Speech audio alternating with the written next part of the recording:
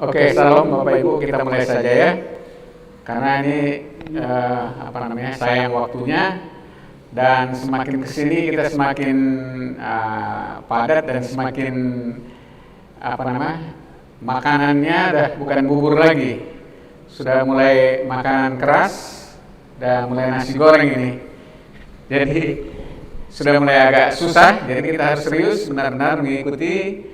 Mudah-mudahan Bapak Ibu sudah mempersiapkan diri membaca bahan-bahan yang akan kita diskusikan pada hari ini. Ya, hari ini kita akan membahas secara lebih dalam mengenai apa itu pilihan Allah dan juga penentuan Allah. Penentuan itu maksudnya adalah predestinasi yang akan kita diskusikan.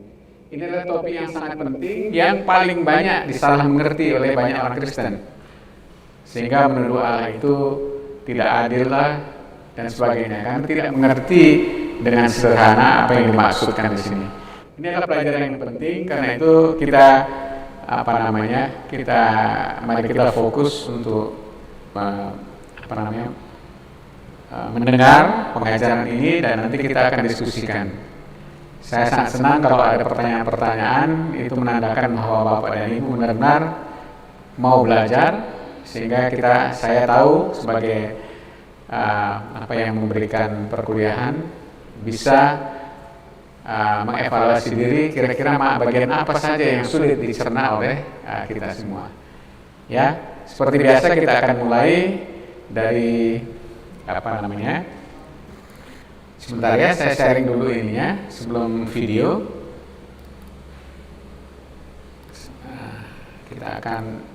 Saya akan sharekan mengenai program kita hari ini.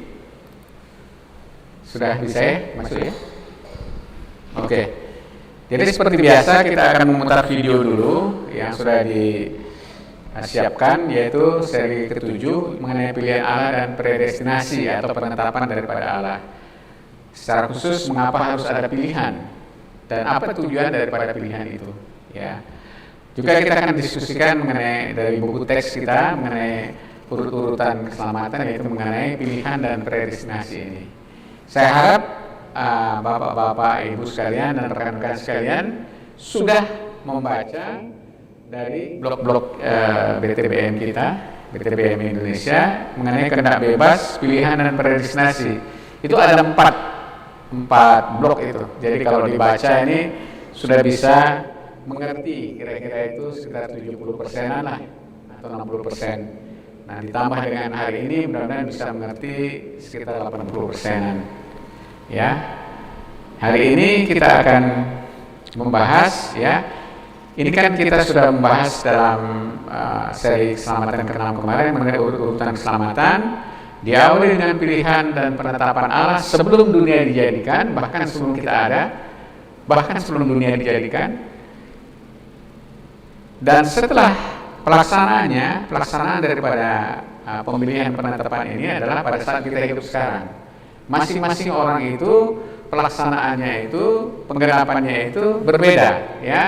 Ada orang yang dipanggil itu mungkin dari kecil, ya, mungkin pada waktu dia remaja dia mungkin lupa, tetapi dia tahu bahwa Kristus itu sudah hidup di dalam dia. Itu banyak nanti tanda-tandanya, khususnya adalah tanda-tanda menyenangi mendengar firman Tuhan atau membaca Alkitab dan sebagainya. Banyak tanda nanti kita akan pelajari juga. Saat mereka dipanggil, maka kemudian Roh Kudus memberikan kepada mereka iman, ya, oleh karena dia dilahirbarukan, diberikan iman. Pada saat itu juga dia percaya sehingga dia dibenarkan, ya. Jadi antara dipanggil dengan dipercaya ini, dipanggil dengan dibenarkan ini, ada di sini kita belajar juga mengenai kelahiran kembali, iman dan pertobatan. Nah, sesudah dibenarkan, maka kita selama kita masih hidup, kita terus mengalami penyucian hidup sehari-hari sampai kemudian kita dimuliakan di surga. Ini kemarin di dalam Roma 8 ayat 29, ya, ayat 29 dan 30 ini sudah kita ini. Nah, hari ini kita akan khusus berbicara memperdalam mengenai ini, dipilih dan ditentukan, yaitu pilihan dan penentuan Allah. Silakan Pak diputar ininya, kita kita akan melihatnya dan juga mempelajarinya dan mencatat pelajaran kita hari ini dari video ini. Silakan Pak.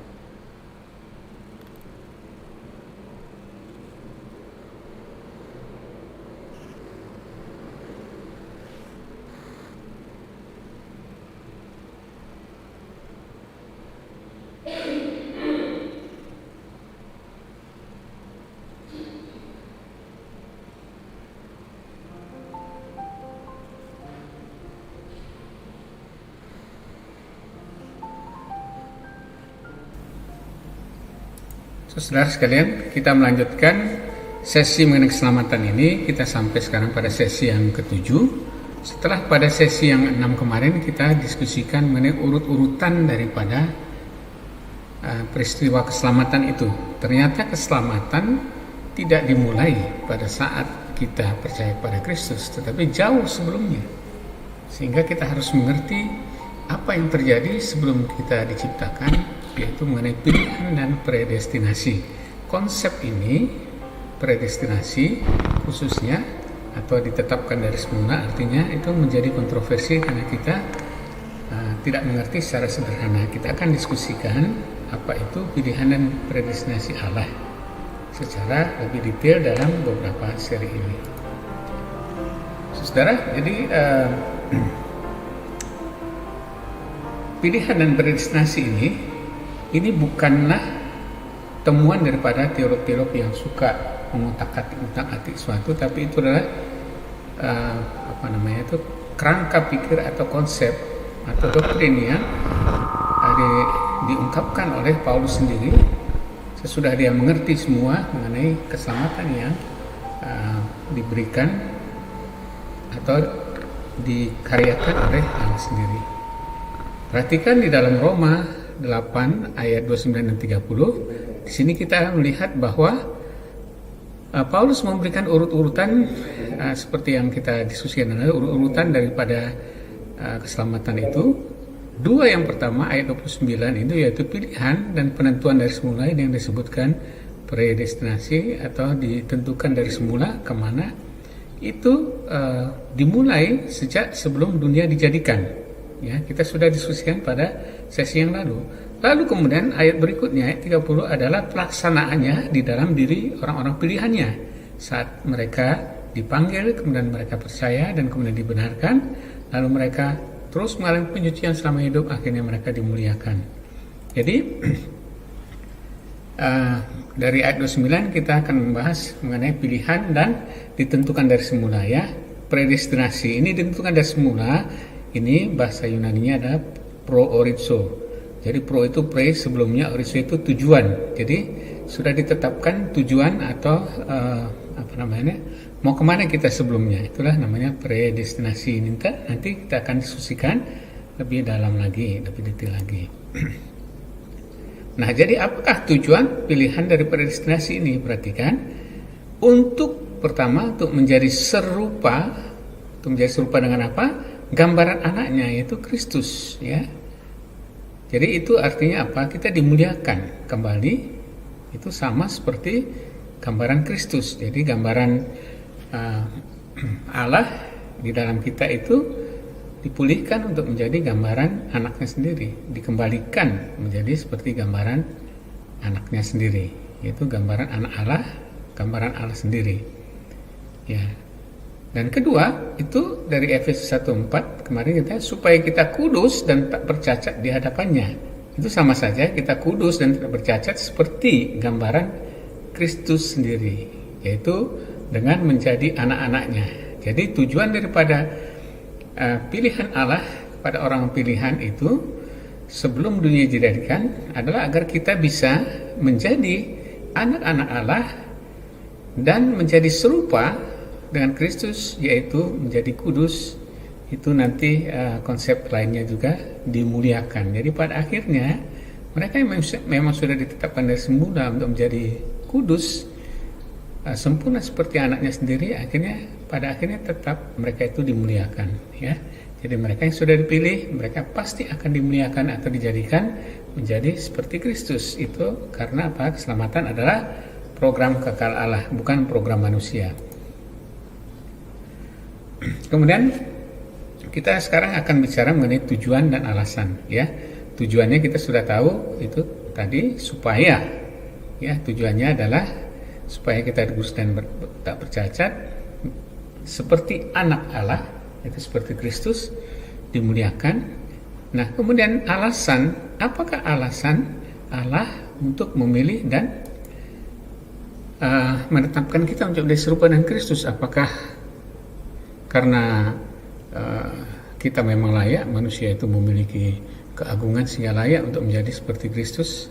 Di dalam Efesus 1 ayat 5 dikatakan dalam kasih ia telah menentukan dari semula untuk menjadi anak-anaknya. Jadi tindakan Allah untuk menetapkan, memilih dan menetapkan dari semula atau mempredestinasikan orang-orang pilihannya untuk menjadi seperti Kristus adalah kasih. Jadi kasih itu adalah satu-satunya alasan Allah untuk memilih dan menetapkan atau mempredestinasikan orang-orang pilihannya untuk menjadi seperti Kristus. Kasih. Dan itu kasih itu dinyatakan nanti di dalam pelaksanaan daripada program ini saat anaknya itu datang berinkarnasi dan mati sebagai penebus dosa manusia. Nah, kemudian kita sekarang mendiskusikan mengenai dasar pemilihan. Apakah pemilihan Allah itu didasarkan kepada manusia? Misalnya manusia itu, oh ini si ini baik ini, jadi kelihatannya bagus dan dia setia dan sebagainya, maka dia dipilih. Mari kita melihat, mempelajari dengan sederhana apa kata Alkitab mengenai dasar dari pemilihan ini, ya. Jadi orang-orang yang dipilih itu pertama itu dasarnya berdasarkan rencana Allah sendiri. Jadi pemilihan itu memang Allah rencanakan. Yang kedua, kalau kita lihat dalam Efesus 1 ayat 11 tadi, kami mendapat bagian yang dijanjikan kami yang dari semula ditentukan untuk menjadi menerima bagian itu sesuai dengan maksud Allah, ya. Perhatikan di sini ada juga di sini rencana Allah, di sini ada maksud Allah sama. Jadi pilihan itu adalah memang rencana Allah, maksud Allah dari semula, dan itu merupakan keputusan. Jadi dasar pemilihan Allah itu rencana Allah sendiri atau maksud Allah sendiri dan keputusan Allah sendiri. Nah, apakah keputusan itu ditentukan oleh manusianya? Oh, ini manusia layak untuk dipilih, ini manusia ini tidak layak untuk dipilih dan sebagainya. Kita lanjutkan pembahasannya dari Rom 9 ayat 11. Ini berbicara mengenai Paulus berbicara mengenai pilihan antara Yakub dan Esau. Kenapa Allah memilih Yakub dan bukan Esau? Apakah berdasarkan perbuatan? Oh tidak, karena perbuatan Yakub itu sebenarnya lebih parah, lebih berdosa karena dia menipu dan dia sangat licik. Karena itu di dalam Roma 9 ini bab yang khusus didedikasikan Paulus untuk membicarakan atau mengajarkan mengenai pilihan. Maka di sini dia tetapkan dasar daripada pilihan Allah itu apa? Apakah perbuatan Yakub atau pemikiran Allah sendiri atau keputusan Allah sendiri? Dikatakan di sini, sebab waktu anak-anak itu Yakub dan Esau belum dilahirkan dan belum melakukan yang baik atau yang jahat, supaya rencana Allah tentang pemilihannya diteguhkan bukan berdasarkan perbuatan tetapi berdasarkan panggilannya. Nah, ini dalam terjemahan lain ini kurang tegas, tapi Anda kalau nanti lihat versi-versi bahasa Inggrisnya atau kalau bisa bahasa Yunaninya, maka akan disebutkan but him that called. Maksudnya pemilihan itu bukan berdasarkan pada perbuatan manusia, apakah dia melakukan yang baik atau tidak, tetapi berdasarkan kepada Allah sendiri yang memanggil. Kenapa berdasarkan kepada Allah, bukan berdasarkan pada manusianya? Tidak ada faktor manusia pun yang dipertimbangkan di dalam pemilihan Allah, tetapi semuanya hanya berdasarkan pertimbangan dan keputusan daripada Allah sendiri, ya. Jadi Allah memilih manusia bukan didasarkan kepada bagaimana manusianya, tetapi semata-mata berdasarkan kepada rencana, pertimbangan dan keputusannya sendiri yang didasarkan pada kasih, ya. Nah, sekarang kita lebih lanjut lagi, lebih dalam lagi, apakah pemilihan Allah ini tergantung pada manusia? Jadi kalau kita kembali kepada Roma 8 ayat 29, di situ disebutkan sebab semua orang yang dipilihnya dari semula, mereka itu juga ditentukan dari semula, dan seterusnya. Ya, maka nanti di situ kata dipilihnya itu berasal dari kata proginosko, ya. Dipilihnya proginosko itu, perhatikan, proginosko itu dalam bahasa Inggris diterjemahkan forno atau diketahui sebelumnya atau dikenal sebelumnya, itu dari pro, ya. Pro itu adalah sebelumnya, ya. Ginosko itu mengetahui, jadi sudah mengetahui atau mengenal sebelumnya. Jadi di sini dikatakan bahwa orang yang sudah dikenalnya dan diketahui dari semula itu juga ditentukannya dari semula untuk menjadi serupa. Jadi orang-orang Allah itu memilih berdasarkan pengetahuannya dari semula. Pengetahuan mengenai apa? Ya semua. Pengetahuan mengenai orang itu maupun pengetahuan mengenai hal-hal yang lain merupakan pertimbangan Allah sendiri. Karena itu muncullah suatu konsep pemilihan yang disebut konsep prescient, ya. Karena berdasarkan ini penafsiran prescient itu mengatakan begini. Allah memilih orang-orang yang dia tahu suatu saat dia akan percaya kepada Kristus. Tentu hal ini tidak benar karena tadi sudah dikatakan pemilihan Allah sama sekali tidak didasarkan kepada manusianya, sama pemilihan tadi Yakub dan Esau. Karena apa? Nanti kita tahu bahwa kalau berdasarkan manusianya ya tidak ada seorang pun bisa dipilihnya, tidak seorang pun yang layak untuk dipilih. Nah, kemudian kalau Allah hanya memilih mereka yang diketahui akan percaya kepada Kristus, bagaimana mengenai perjanjian lama dan sebagainya? Bagaimana mereka yang tidak pernah ketemu Kristus, tidak pernah mendengar Kristus dan sebagainya?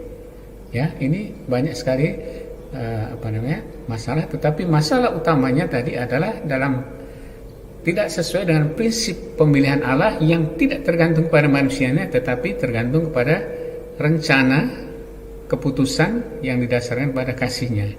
Jadi benarkah penafsiran prescience ini? Ya, kita kembali lagi kepada Roma 9 ayat 11. Ya, waktu Paulus menuliskan mengenai Yakub, pemilihan Allah antara Yakub dan Esau. Kenapa Allah memilih Yakub? Padahal Yakub itu bukan yang sulung, Yakub juga penipu dan sebagainya. Ya, karena apa? Tujuannya adalah supaya rencana Allah tentang pilihan dilakukan bukan berdasarkan perbuatan, ya, bukan berdasarkan perbuatan, tapi berdasarkan kepada panggilannya, ya. Panggilannya itu seperti yang kita katakan berdasarkan kepada Dia sendiri yang memanggil. Jadi perhatikan bahwa bukan berdasarkan pada perbuatan manusianya. Kita akan ambil lagi satu ayat lagi. Bahwa pilihan Allah itu bukan berdasarkan kepada perbuatan kita, tetapi berdasarkan semata-mata kepada maksudnya atau rencananya dan kasihnya. Ya, itu dalam 2 Timotius 1 ayat 9, memanggil kita dengan panggilan bukan berdasarkan perbuatan kita, tapi hanya melainkan berdasarkan maksud atau rencana dan kasih karunia sendiri. Karena apa? Efesus 1 ayat 11 bagian terakhir, karena Allah selalu di dalam segala sesuatu, perhatikan, di dalam segala sesuatu selalu bekerja menurut keputusan kehendaknya. Jadi Dia memutuskan semua tindakan, rencana semua itu diputuskan berdasarkan kehendaknya sendiri, tidak dipengaruhi oleh pertimbangan-pertimbangan dari luar. Jadi ini penting untuk diingat. Pilihan dan predestinasi Allah sama sekali tidak tergantung kepada manusia, karena jika demikian maka tidak seorang pun yang layak untuk dipilih. Karena apa? Tidak seorang pun yang tidak berdosa, tidak seorang pun yang memiliki kapasitas yang cukup untuk masuk dalam pilihan Allah. Maka jika pilihan Allah didasarkan pada manusianya, kita tidak seorang pun yang dapat dipilih dan tidak seorang pun yang dapat diselamatkan, karena semua orang pasti binasa. ya. Karena itu pilihan Allah dan predestinasi Allah sepenuhnya tergantung kepada kedaulatannya sendiri, kepada pertimbangannya sendiri, rencana atau maksudnya sendiri, pada kehendak dan kemahatauannya sendiri, yang melalui hakikatnya yang kasih telah melakukan tindakan ini. Semua semua tergantung kepada dirinya sendiri, tidak ada sedikit pun tergantung manusia. Puji Tuhan, karena dengan demikian kita bisa diselamatkan. Kalau kita tidak kalau Allah itu memilih kita, memilih seseorang itu berdasarkan pada manusia sendiri, tidak ada satu pun yang bisa masuk ini. Elektabilitasnya tidak cukup, tidak ada seorang pun bisa masuk surga. Puji Tuhan untuk itu, karena itu doktrin mengenai pilihan dan predestinasi ini jangan dibenci, jangan tidak disukai, karena justru ini adalah doktrin atau konsep yang diungkapkan di Alkitab bagi keselamatan kita. Satu-satunya jalan, kalau tidak ada jalan mengenai pilihan, Allah hanya menyerahkan kita kepada keadilannya, maka semua akan binasa. Nanti minggu depan kita akan bicara mengenai apa perbedaan antara keadilan Allah dan anugerah Allah. Nah, untuk sesi selanjutnya kita akan berbicara mengenai keberatan-keberatan terhadap pilihan dan predestinasi Allah ini, ya. Ini topik yang menarik dan perlu. Misalnya, kalau Allah hanya memilih sebagian orang, berarti Allah tidak adil dong. Atau kemudian kedua, kalau itu pilihan kita terima takdir aja, apa bedanya pilihan dengan takdir? Nah, kemudian yang ketiga, kita akan berbicara juga, kita ini sebenarnya dipilih karena percaya, sama seperti yang cara berpikir yang umum, ya, seperti masuk ke dalam masa tes ABRI misalnya. Kalau kita lulus maka kita dipilih karena percaya atau percaya karena dipilih, dan seterusnya. Jangan lupa untuk mengikuti sesi selanjutnya, sesi 8 ini, supaya kita dapat mengerti gambaran keseluruhannya mengenai keselamatan ini. Terima kasih dan Tuhan memberkati. Sahabat-sahabat Kristen awam dan juga yang teman-teman yang sudah selama ini mengikuti Back to the Bible Ministries BTBM Indonesia, di sini Anda dapat mendownload buku-buku, e-book yang berbobot yang bisa memberikan Anda insight dan juga pengetahuan yang baik di dalam bit.ly/BTBM. Ya, saudara, videonya agak pendek ya, tetapi dalam pembahasannya sehingga kita akan banyak mengambil waktu untuk membahas hal ini. Maaf, suaranya apakah halo? Ya, sudah ya. Saya akan share screen-nya. Kita akan coba bahas, atau kalau memang sudah ada sudah ada yang bertanya, silahkan.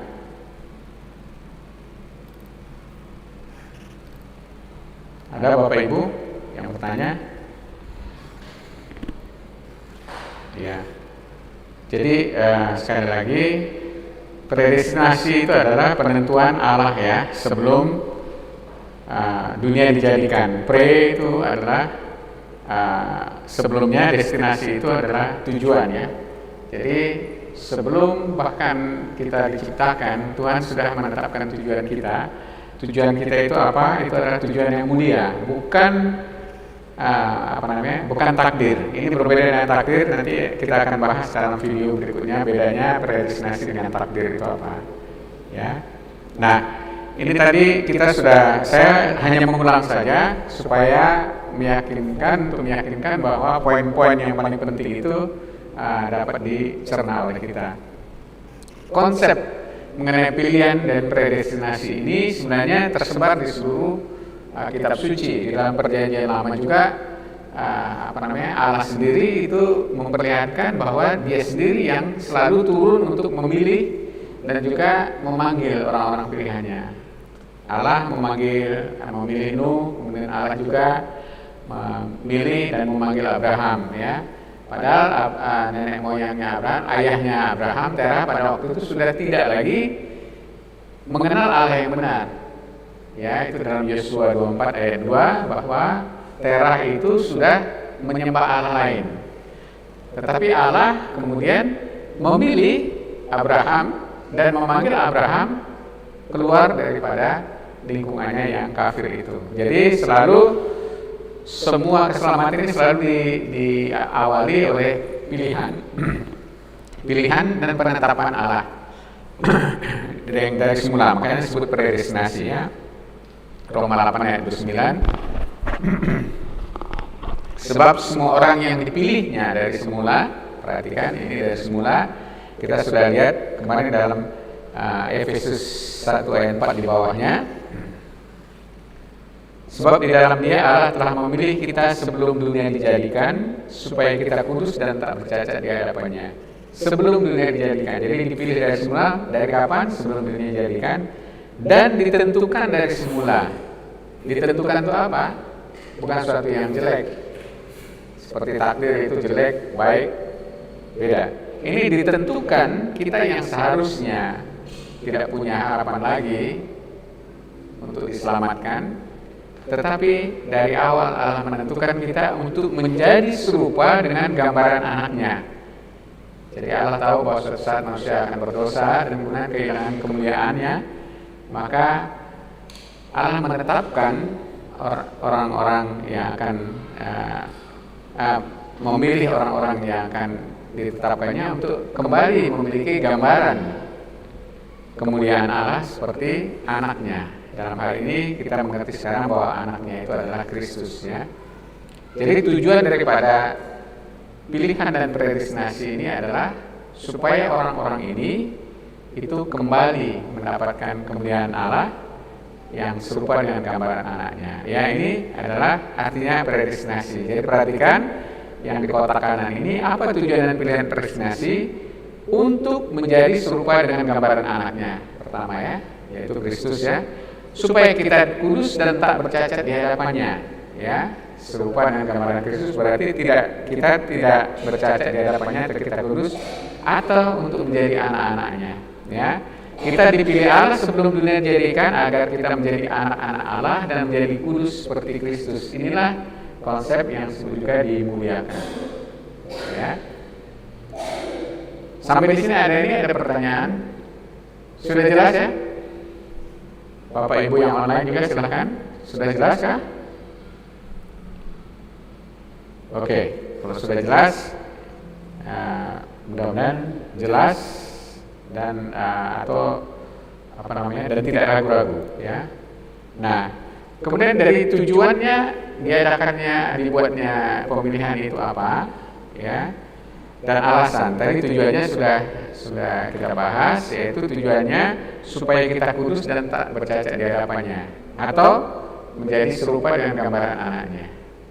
Saya rasa tidak usah didengarkan saya tidak usah ditulis, karena biasanya begitu menulis itu perkataan saya nggak dimengerti, tulisan Bapak dan Ibu juga nantinya waktu baca lagi nggak ngerti, ya. Dilihat saja, kecuali satu-satu perkataan yang mungkin perlu Bapak ini kan. Karena ini nanti kan toh diberikan juga di setiap selesai kita berikan dan itu ada di grup. Apakah semuanya ada di grup, Pak? Ada, ya? Oke. Dan kemudian alasan. Jadi sebenarnya alasan Allah itu untuk memilih dan menetapkan kita atau mempredestinasikan kita untuk menjadi serupa dengan gambaran anaknya itu apa? Apa sebenarnya alasan? Nah, ayat 5, Efesus 1 ayat 5 itu sudah jelas, ya. Dalam kasih Ia telah menentukan dari semula oleh Yesus Kristus untuk menjadi anak-anaknya sesuai dengan kerelaan kehendaknya. Jadi ada dua, kasih dan kerelaan, ya. Jadi motivasi satu-satunya kenapa Allah memilih dan menetapkan orang-orang pilihannya ini untuk menjadi serupa dengan Kristus adalah kasih, ya, karena kita sudah belajar kemarin 3 hakikat moral Allah, yaitu baik atau kasih, benar atau adil, kudus atau sempurna, ya. Jadi alasan atau penyebab timbulnya pilihan dan predestinasi ini adalah karena kasih, ya. Itulah satu-satunya alasan atau satu-satunya motivasi yang menyebabkan adanya pilihan dan predestinasi ini, ya. Di sini disebutkan juga sesuai dengan kerelaan kehendaknya, ya. Jadi ini bukan Allah itu terpaksa, sudahlah kalau gitu memang harus dibuat pilihan, tidak, tapi rela karena kasih, ya. Ini 2 kata kerelaan kasihnya ini harus diperhatikan dengan baik. Itulah alasan yang menggerakkan Allah untuk menetapkan pilihan dan predestinasi ini. Nah, kemudian dasar-dasar pilihannya, karena ini begini, ini teologi doktrin soteriologi ini macam-macam, sehingga kita harus mendudukkan ke tempatnya yang benar, ya. Ada doktrin yang mengatakan Allah memilih karena Dia tahu suatu saat kita akan percaya kepada Kristus. Nah, kalau itu orang-orang perjanjian lama gimana ini menetapkan? Apakah Allah memilih Abraham itu karena Dia tahu orang baik dan sebagainya? Enggak. Orang Abraham juga orang kafir? Enggak. Jadi kita harus tahu dasar pemilihan Allah itu apa. Apakah Allah itu memilih seseorang itu berdasarkan orangnya atau bukan? Ya. Nah, perhatikan 1 Petrus 1 ayat 2, yaitu orang-orang yang dipilih, ya, sesuai dengan rencana Allah, ya. Jadi Allah punya rencana untuk memilih, ya, Bapa kita dan yang dikuduskan oleh Roh supaya taat kepada Yesus Kristus dan menerima percikan darahnya. Ini akibat daripada pemilihan itu, orang itu supaya dikuduskan. Tentu ada hubungannya nanti dengan orang itu dipanggil, kemudian percaya, kemudian dibenarkan, disucikan dan dimuliakan, ya. Nah, kemudian Efesus 1 ayat 11 lagi, aku katakan di dalam Kristus, karena di dalam Dialah kami mendapat bagian yang dijanjikan itu, kami yang dari semula ditentukan untuk menerima bagian itu sesuai dengan maksud Allah, yaitu dalam segala sesuatu bekerja menurut keputusan kehendaknya. Jadi dasar pemilihan Allah itu sesuai dengan rencana Allah dan sesuai dengan keputusannya sendiri, ya. Roma 9 ayat 11, kenapa? Perhatikan, jadi kita harus melihat bahwa Allah membuat dasar. Jadi maksudnya dasar pemilihan itu begini. Kenapa Allah memilih yang ini? Kenapa tidak memilih yang ini? Kenapa tidak memilih yang ini? Kenapa memilih ini dan seterusnya? Apakah tergantung manusianya? Kita lihat di sini. Ya, tadi itu tergantung pada rencananya sendiri. Kedua, tergantung kepada keputusannya sendiri. Yang ketiga itu menguatkan, ya, seperti kita sudah diskusikan ayat ini, artinya arti berdasarkan, saya baca lagi karena ini penting, sebab waktu anak-anak itu belum dilahirkan dan belum melakukan yang baik atau yang jahat, supaya rencana Allah tentang pemilihannya diteguhkan, bukan berdasarkan perbuatan tetapi berdasarkan panggilannya. Berdasarkan panggilannya itu sebenarnya lebih tepat berdasarkan kepada Dia yang memanggil. Perhatikan itu terjemahan bahasa Inggrisnya. Jadi dasar daripada pemilihan ini bukan berdasarkan perbuatan manusia. Oh, ini si baik, aku pilih dia. Ternyata yang kalau kita lihat yang dipilih Allah itu bukan yang terbaik, malah sebaliknya. Kayak Yakub, ya, tukang nipu, ya. Esau adalah seorang satria yang kerja keras untuk berburu dan sebagainya, ya. Tapi Allah memilih ini. Banyak sekali kita melihat. Misalnya juga kenapa Allah memilih atau menyelamatkan Rahab, pelacur, ya, tetapi dipakainya sebagai nenek moyang daripada Mesias. Itu kan kita kalau berdasarkan kepada manusia ini dia nggak terpilih dong. Tapi Allah tidak pernah membuat pilihan mendasarkan pemilihannya itu didasarkan kepada manusianya. Nanti kita akan diskusikan kenapa. Itu pertanyaan yang penting harus kita ini kan. Ya. Jadi Allah memilih manusia, yaitu yang mereka yang dipilih dan dipredestinasikan untuk menjadi serupa dengan Kristus itu bukan didasarkan kepada manusianya, tetapi semata-mata berdasarkan kepada rencana, pertimbangan dan keputusannya sendiri yang di-trigger oleh kasih. Jadi Allah memiliki kasih, dan kemudian dia memilih orang yang akan diberikan anugerah, tapi pemilihannya itu bukan berdasarkan manusianya. Oh, ini manusia baik, ini setengah baik, 90% baik, 50% baik, oh ini bobrok banget, dan sebagainya. Enggak. Kenapa? Nah ini ada satu. Nah, sebelum ke situ, saya mau tanya, kenapa Allah memilih orang-orang pilihannya itu bukan berdasarkan pada manusianya, tetapi berdasarkan pada dirinya sendiri, yaitu berdasarkan pada rencananya, keputusannya, atau kebebasannya, dan juga hikmatnya, pengetahuannya, dan sebagainya. Kenapa bukan berdasarkan manusianya? Oh, Pak Ronald ini ya nanti akan jadi pendeta, Tuhan kan tahu kan akan menjadi pendeta, ya aku pilihlah dia gitu. Terus ini kayak ini jadi penjahatnya nanti, nggak aku pilih dia, pakai begitu. Nah ini pertanyaan, mohon didiskusikan, ayo. Saya nggak mau ngomong terus, tidak ini. Kenapa Allah memilih manusia akan diselamatkannya bukan berdasarkan manusianya, tapi berdasarkan pada dirinya sendiri? Ayo. Inti daripada pembahasan kita ini di situ. Nanti kalau itu bisa menjawab, oh kok Allah nggak adil begini-begini. Ayo silakan. Ya dari sini offline dulu ya Bu ya. Bapak dan Ibu yang online bisa mengerti maksud saya? Kita diskusi dulu. Pertanyaannya sekali lagi saya ulang, mengapa Allah melakukan pemilihannya untuk orang-orang yang akan diselamatkannya bukan berdasarkan pada manusianya, tetapi berdasarkan kepada dirinya sendiri, yaitu sifat-sifat kerelaannya, rencananya sendiri, pengetahuannya, dan sebagainya. Ayo. Kalau nggak nangkap ini ya, ini. Padahal ini sangat sederhana. Saya udah video tadi sudah bilang. Silakan Bu. Itu yang di belakang. Ibu ini sudah mau bicara. Ada mic-nya Pak? Ya? Silakan Bu. Karena manusia tidak ada yang sempurna. Bagus, coba. Yang lain? Ada kata-kata lain lagi dari itu? Ya? Dari online belum ada?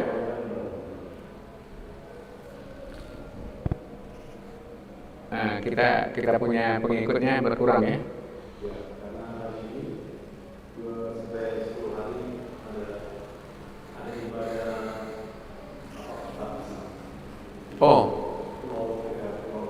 Oke. Kata Pak Ronald karena ada ibadah pentahbisan selama 10 hari Pak ya. Boleh, itu pesta terus ya. Jadi nanti beberapa sesi mereka nggak bisa ikut. Oke. Ibu itu tadi mengatakan karena tidak ada manusia yang sempurna. Yang lain? Tidak ada?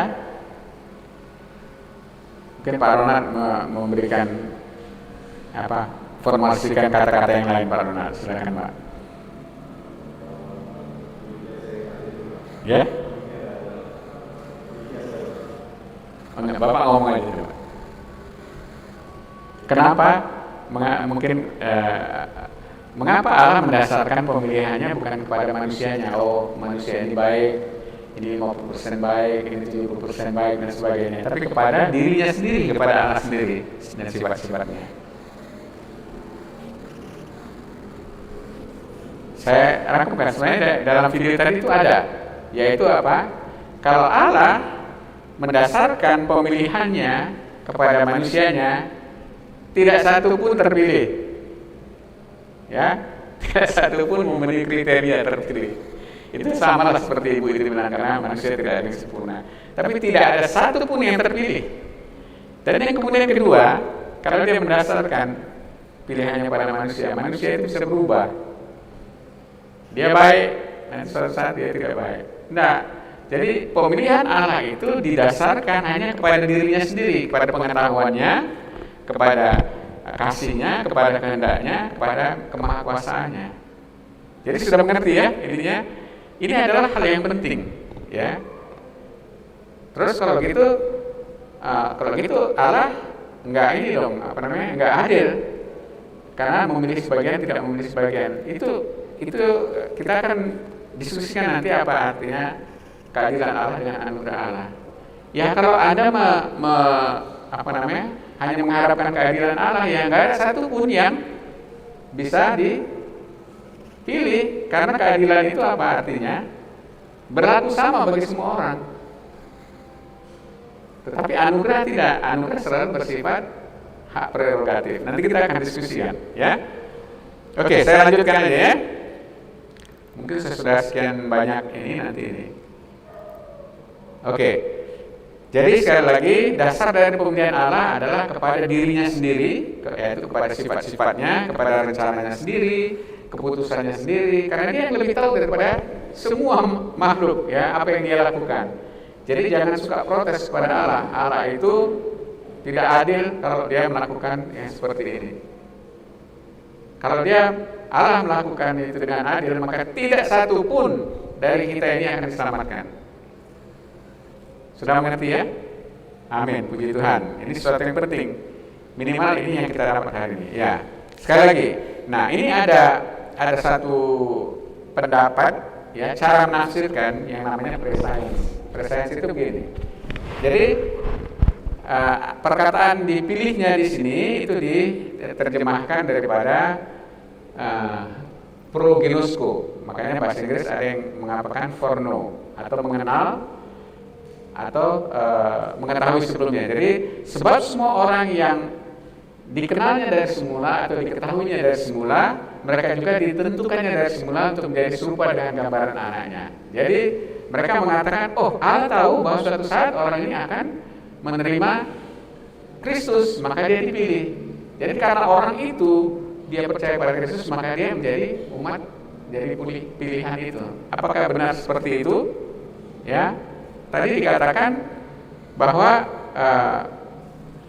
dasar pemilihan sebelumnya adalah tergantung pada dirinya sendiri, tidak tergantung pada manusia. Nah, ini kan kita apakan lagi ya, sekali lagi kita tekankan konsep cara berpikir seperti ini itu adalah cara menghindari nanti kalau kita belajar seluruhnya bahwa keselamatan itu menurut cara berpikir ini adalah kerjasama manusia yang percaya Allah memberikan keselamatan. Memang kita harus percaya mendapatkan keselamatan, tapi pertanyaannya siapa bisa membuat kita percaya? Bukan dari diri kita sendiri. Nanti coba lihat Yohanes 6 ayat 44, diulangi lagi nanti ayat 65. Kita baca aja ya. Ini penting sekali. Kan orang selalu mengatakan begini, orang diselamatkan kan karena percaya kepada Kristus. Itu betul. Sehingga katanya, wah, itu karena orang itu percaya, jadi orang itu yang membuat dia diselamatkan. Itu adalah kulitnya. Pertanyaan berikutnya adalah, siapa sebenarnya yang bisa percaya? Ayo kita lihat Yohanes 6 ayat 44. Ya. Maaf, saya lupa mempersiapkan ini. Kita buka Alkitab kita, Yohanes 6 ayat 44.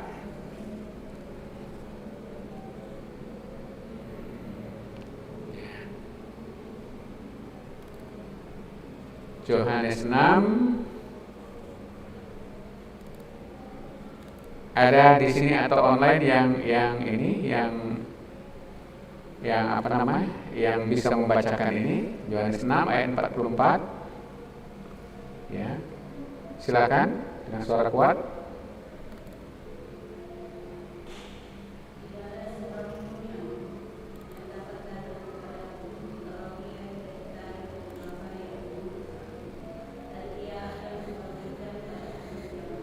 Ya, tidak ada seorang pun, ya saya gedein aja fontnya ya, biar ini ya, biar kelihatan. Yohanes 6 ayat 44. Ya, udah cukup kelihatan di situ Pak ya. Ya, perhatikan ya. Tidak ada seorang pun yang dapat datang kepadaku. Ku itu siapa? Ini perkataan Tuhan Yesus pada Tuhan Yesus, jikalau ia tidak ditarik oleh Bapa yang mengutus aku. Maksudnya ditarik itu apa? Nah, ada orang bilang ini dibujuk. Coba kita lihat bahasa aslinya ya.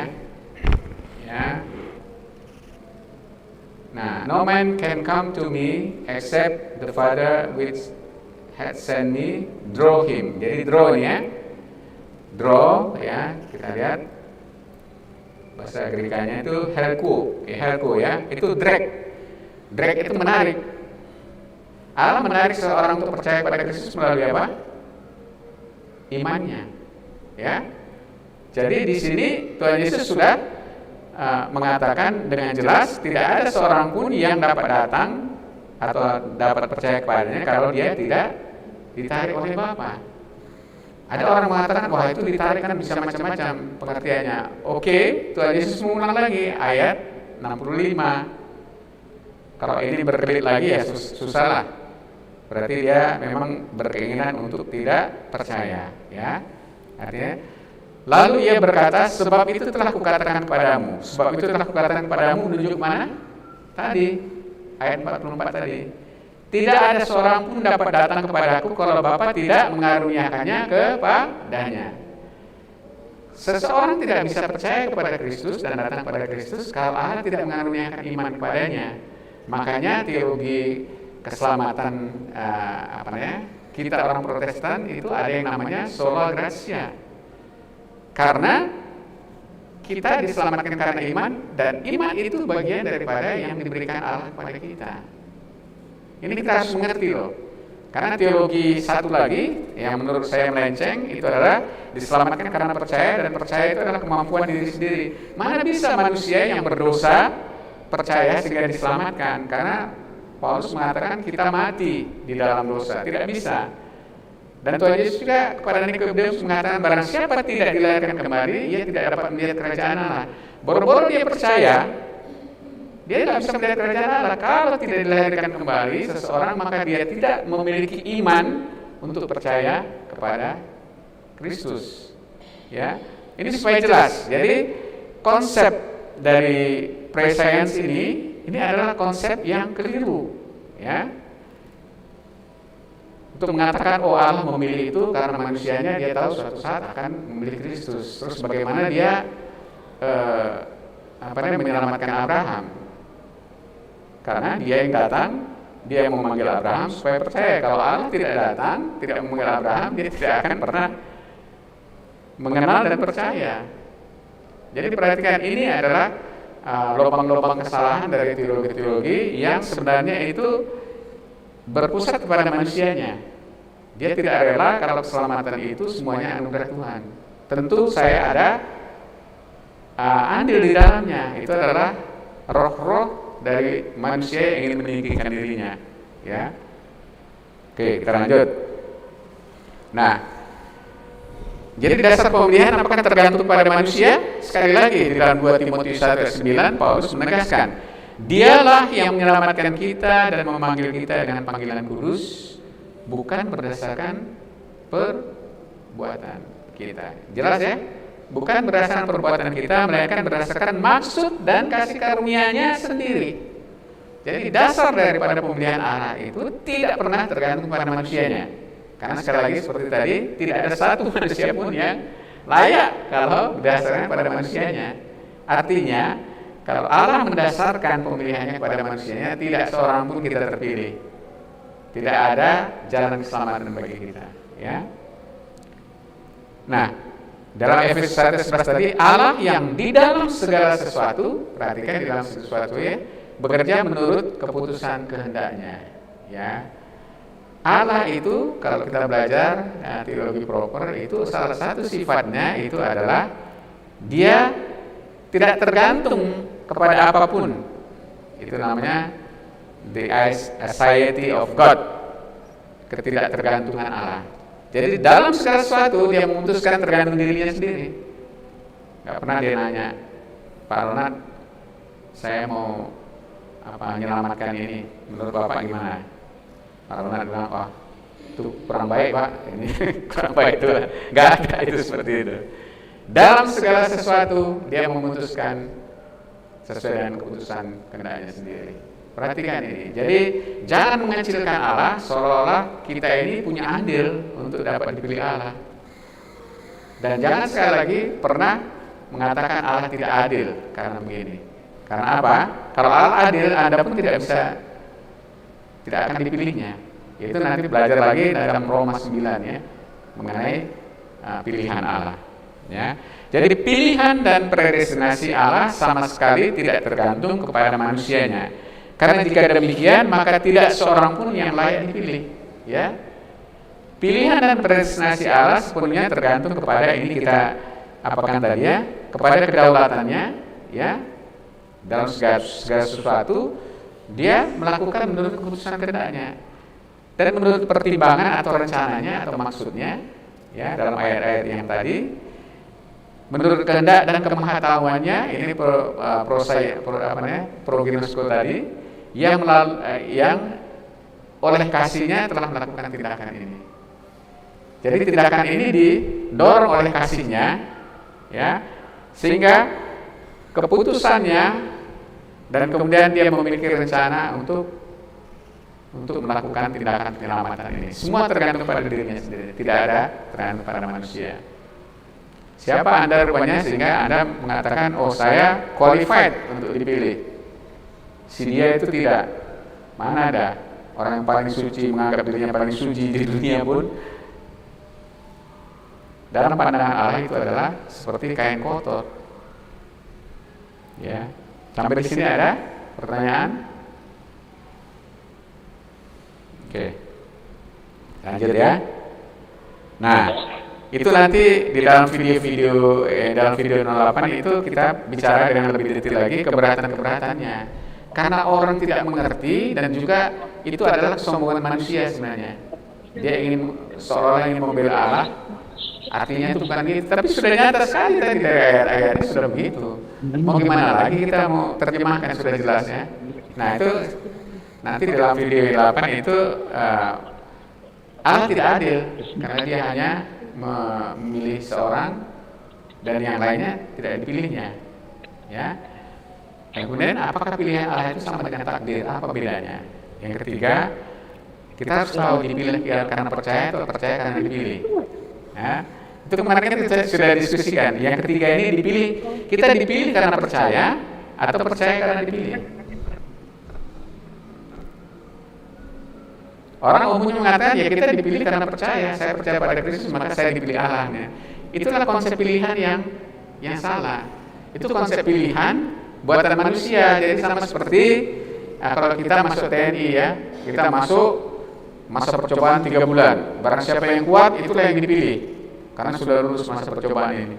Jadi cara orang memikirkan keselamatan sering begitu. Oh, kalau kita dinyatakan setia sampai akhir, itulah kita dipilih. Pilihan di akhir salah. Alkitab tidak pernah mengatakan begitu. Alkitab mengatakan kamu dipilih dari semula. Saya lebih suka sebenarnya yang pertama, ya saya dipilih karena saya percaya gitu. Sebagai manusia kan kita merasa lebih enak kan, hebat saya karena saya mampu percaya makanya saya dipilih.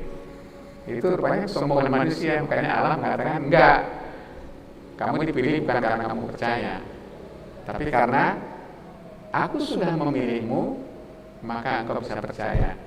Ayatnya mana? Itu harus kita ingat itu.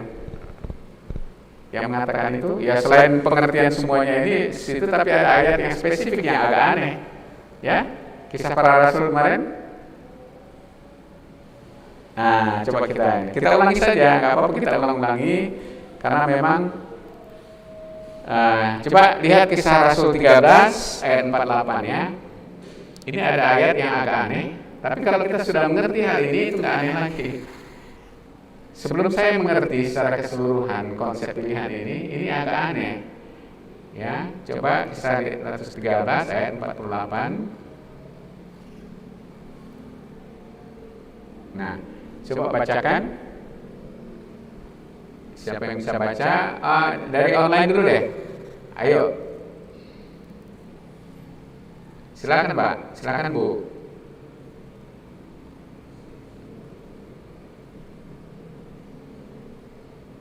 Silakan.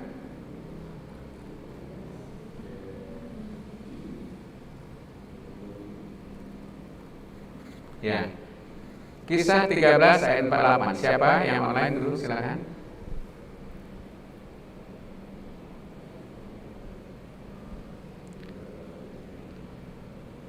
Ya. Silakan Ibu, Bapak, atau saya tunjuk aja ya. Ini ya, yang tulisannya Charlotta Pelmelai. Ini dari mana ini?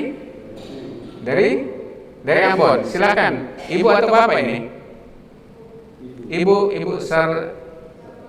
Charlotta ya.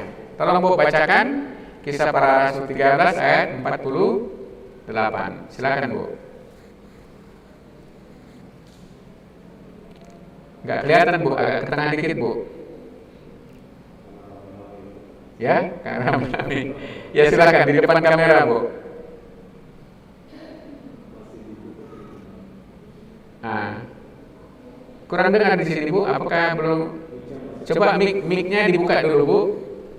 Ya, supaya kita ada interaksi ya dari Ambon ya. Silakan. Ya.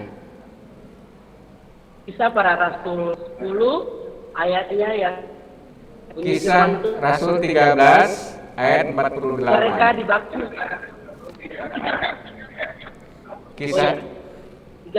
Kisah Rasul 13 ayat 48. Iya. Bunyi firman Tuhan, mendengar itu bergembiralah semua orang yang tidak mengenal Allah dan mereka memuliakan firman Tuhan. Dan semua yang ditentukan Allah untuk hidup yang kekal menjadi percaya. Iya. Perhatikan. Mendengar itu bergembiralah semua orang yang tidak mengenal Allah dan mereka memuliakan firman Tuhan. Ini pada waktu kalau tidak salah Paulus dan Barnabas di Antioquia ya berkhotbah. Dan semua orang yang ditentukan Allah untuk hidup yang kekal menjadi percaya. Itu yang ditentukan Allah, itu yang dipilih Allah tadi itu untuk mendapatkan hidup kekal itu dari semula. Bahkan sebelum dunia dijadikan, mereka kemudian menjadi percaya. Jadi mereka percaya karena dipilih atau mereka dipilih karena mereka percaya. Ya. Di sini disebutkan karena mereka dipilih dari semula sehingga mereka dapat percaya. Makanya kalau kita perhatikan Paulus penginjilan itu dia selalu mengatakan pada waktu dia sudah putus asa di Korintus, dia kemudian Tuhan menunjukkan diri dalam satu penglihatan, katakan tetaplah memberitakan Injil di sini karena banyak orang-orang pilihanku di sini. Ya, kenapa kita harus memberitakan Injil ke seluruh dunia? Karena di sana pasti ada orang pilihan Allah. Karena apa? Nanti dikatakan bahwa di surga itu semua suku bangsa itu ada representatifnya. Makanya penginjilan harus sampai kepada suku-suku yang terasing. Karena di sana ada orang pilihan Tuhan yang harus mendengarkan Injil ini. Jadi perhatikan di sini bahwa kita itu bisa percaya karena kita orang pilihan. Ya, ini adalah sesuatu sesuatu yang berbeda cara berpikirnya dengan yang gampang. Selama ini kan kita dengar khotbah jika Anda percaya maka Anda dipilih menjadi anak. Kembali. Ya. Bagi orang yang bukan orang pilihan sama seperti orang Yahudi, kita kembali lagi tadi ke mana ya? Yohanes 6 tadi ya. Ayat 44 dan 65 tadi. Itu konteksnya kita tentu sudah ini. Sehari sebelumnya Tuhan Yesus itu membuat mukjizat memberikan makan 5.000 laki-laki lebih, ya. Kalau 5.000 laki-laki itu maksudnya laki-laki dewasa, ya nanti ada anak-anak, ada perempuan. Jadi mungkin lebih 10.000, 5.000 aja udah banyak, taruhlah 5.000 ya. Mereka sudah melihat mukjizat ini. Lalu singkat cerita, sorenya Tuhan Yesus naik gunung, murid-muridnya disuruhnya pulang pakai kapal. Nanti malamnya itu murid-muridnya kena badai dan Tuhan Yesus datang berjalan di atas air sampai ke seberang. Sementara yang ramai orang ini masih menunggu di situ. Pada pagi hari mereka lihat Yesus sudah tidak ada lagi, lalu mereka pulang ke kota Yesus. Di sana mereka ketemu. kami mencari kamu. Terus Tuhan Yesus mengatakan, kamu mencari aku karena kamu ingin makan makanan seperti kemarin, bukan karena kamu percaya kepada aku sebagai Mesias. Lalu mereka menjawab, kalau kamu memang Mesias, ini kata-kata saya sendiri, tapi itu sesuai dengan cerita ini, nanti coba cek. Kalau kamu Mesias, buktikan pada kami. Nenek moyang kami, maksudnya Musa, memberikan makan kami bukan sekali kayak kemarin, tapi 40 tahun. Kalau kamu Mesias, buatlah seperti itu. Lalu Tuhan Yesus mengatakan seperti ini, jangan bersungut-sungut. Tidak ada seorang pun yang dapat datang padaku kalau tidak ditarik oleh Bapa. Karena mau dikasih mujizat yang bagaimanapun, termasuk yang kemarin itu, mau dibuat, sedangkan mujizat orang mati pun nanti mereka tetap nggak percaya. Karena apa? Karena Allah tidak mengaruniakan pada mereka iman. Itu intinya, konteksnya dari ayat ini. Jadi iman itu sendiri datangnya daripada Allah, anugerah. Nanti di dalam Efesus 2 yang terkenal ya, Efesus 2:8-9 ya.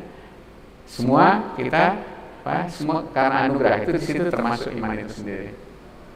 Oke, sampai di sini ada pertanyaan? Ya, silakan.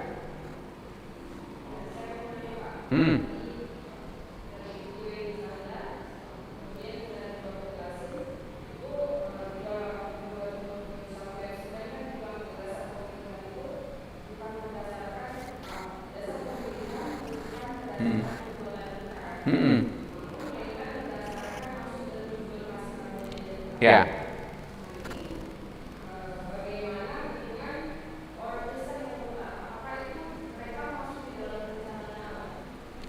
Tidak ada yang kayak Yudas. Apa kita selalu pikir bahwa Tuhan itu salah milih Yudas. Tapi enggak, dari semula Tuhan. Perhatikan ya, pada waktu ini, saya teruskan cerita ini karena ada waktunya di sini. Pada waktu ini kemudian Tuhan Yesus berpaling kepada murid-muridnya. Ayo kita baca ayat. Kenapa ini saya punya kayaknya? Oke, kita lihat coba mulai ayat 60 deh, ya. Sesudah mendengar semuanya itu, banyak dari murid-murid Yesus yang berkata, perkataan ini keras, siapakah yang sanggup mendengarnya? Ya, murid-murid itu istilah yang lus itu, artinya orang-orang yang selama ini ingin belajar sama dia, tapi kemudian pergi karena perkataan ini terlalu keras. Yesus yang di dalam hatinya tahu bahwa murid-muridnya bersungut-sungut tentang hal itu, berkata kepada mereka, adakah perkataan itu menguncangkan imanmu? Dan bagaimanakah jika kamu melihat anak manusia naik ke tempat di mana yang sebelumnya berada? Ini maksudnya, bagaimana kalau nanti aku menunjukkan diri sebagai Mesias? Roh yang memberi hidup, perkataan-perkataan yang kukatakan padamu adalah roh yang hidup. Tetapi di antaramu ada yang tidak percaya, sebab Yesus tahu dari semula siapa yang tidak percaya dan siapa yang akan menyerahkan dia. Ya.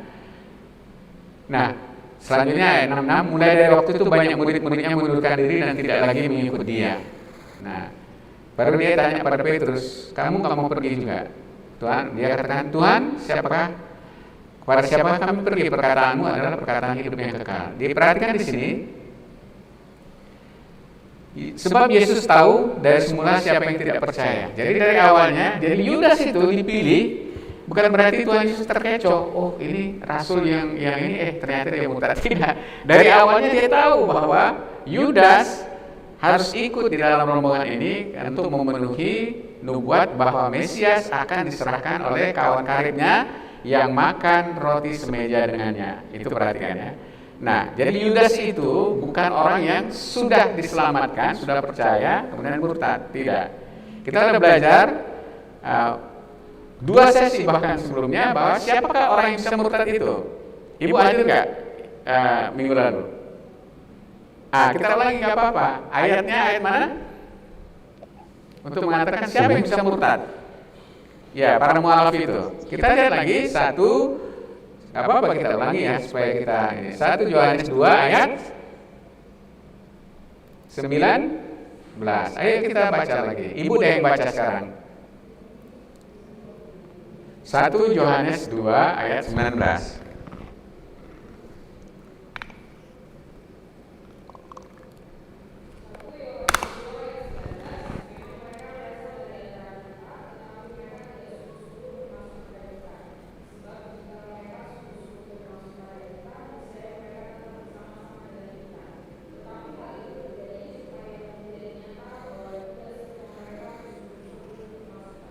Oke, artinya apa? Mereka itu adalah, kalau di atas itu adalah mereka yang murtad. Itu disebutkan banyak antikristus sekarang ya, guru-guru palsu yang kemudian murtad ya. Kalau sekarang itu disebut mualaf itu ya. Ya, jadi memang mualaf ini berasal dari antara kita. Dulunya itu orang Kristen, tetapi mereka tidak sungguh-sungguh termasuk pada kita. Tetapi walaupun mereka dulunya itu orang Kristen, tapi sebenarnya mereka itu bukan orang Kristen, karena sebenarnya mereka belum diselamatkan, ya. Sebab jika mereka sungguh-sungguh termasuk pada kita, kalau mereka itu Kristen sejati, memiliki keselamatan sejati, niscaya mereka tetap bersama-sama dengan kita. Mereka nggak murtad. Jadi yang murtad itu adalah yang bukan Kristen sejati, tapi berada di kalangan gereja. Kalau perumpamaan Tuhan Yesus itulah lalang di antara ladang gandum, ya. Tetapi hal itu apa? Maksudnya kemurtadan mereka itu terjadi supaya menjadi nyata, supaya kita tahu, ya, supaya kita mengerti bahwa tidak semua mereka sungguh-sungguh termasuk pada kita. Kita sudah diskusikan, ini kurang tepat apanya.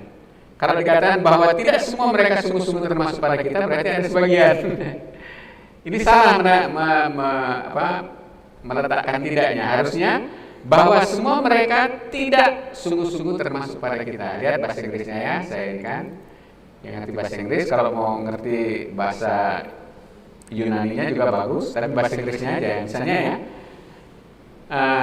International Standard Version atau nanti King James Version, they left us, ya, terakhir ini ya, their living, maksudnya kemurtadan mereka atau mereka meninggalkan iman Kristen itu menjadi nyata bahwa none of them, tidak satu pun dari mereka itu pernah menjadi benar-benar bagian daripada kita. Jadi mereka yang murtad itu tidak pernah dulu sebenarnya menjadi Kristen, cuman agamanya Kristen, dan dia mungkin bisa berprofesi sebagai pendeta besar malah kan banyaknya.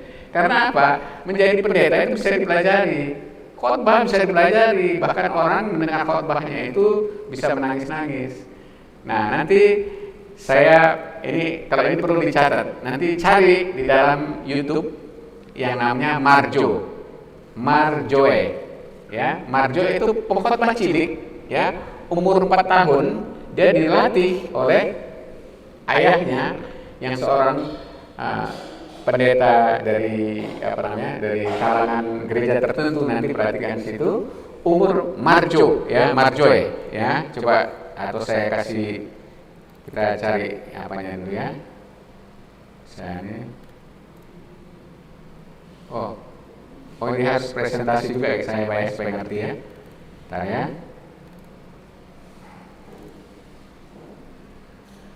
Ya. Kita coba di sini YouTube. Tulisannya Marjoe. Nah, Marjoe Gardner ini ya, itu nama yang diberikan sama bapaknya karena bapaknya itu seorang pendeta, terobsesi anaknya itu harus menjadi seorang pendeta besar. Jadi dari kecil dia diajari untuk berkhotbah, dan itu sangat karismatik, ya. Marjoe ini singkatan dari Mary, ibunya Tuhan Yesus, dan Joseph dari bapaknya. Jadi namanya pun sudah gabungan antara orang tua Kristus ya. Nah, coba kita lihat. Ini bagus juga untuk dilihat. Nah, ini Marjoe Gardner ya. Ini kemudian sesudah besar dia menjadi pengkhotbah besar, kan dari kecil itu dia sudah ini. Nanti ada filmnya ya.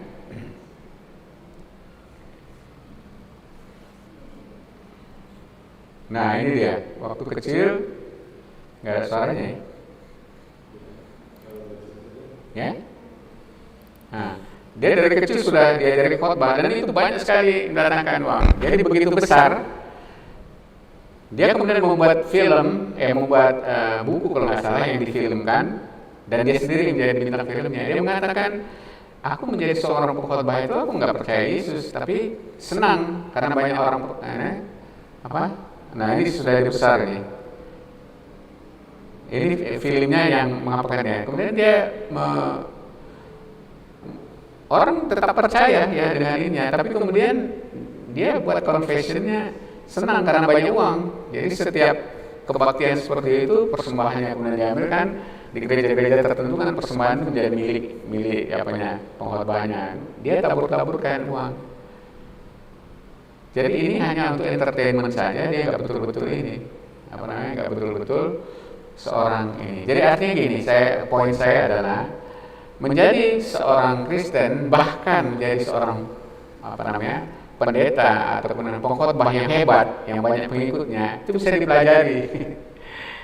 Tidak membuktikan bahwa dia adalah seorang Kristen yang benar. Pernah memperhitungkan Matius 7? Karena kita banyak waktu, nggak apa-apa Pak ya, kita diskusikan supaya ini tuntas.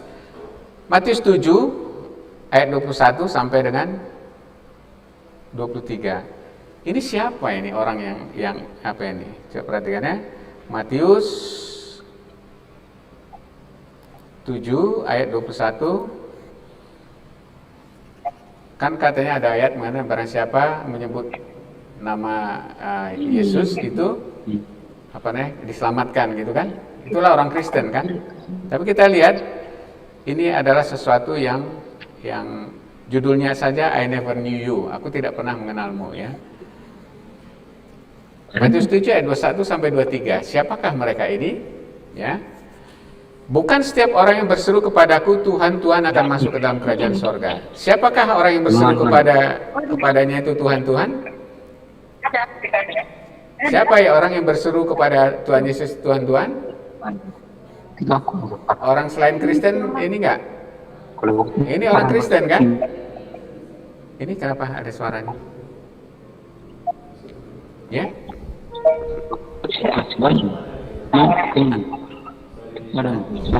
Bisa ditutup ini?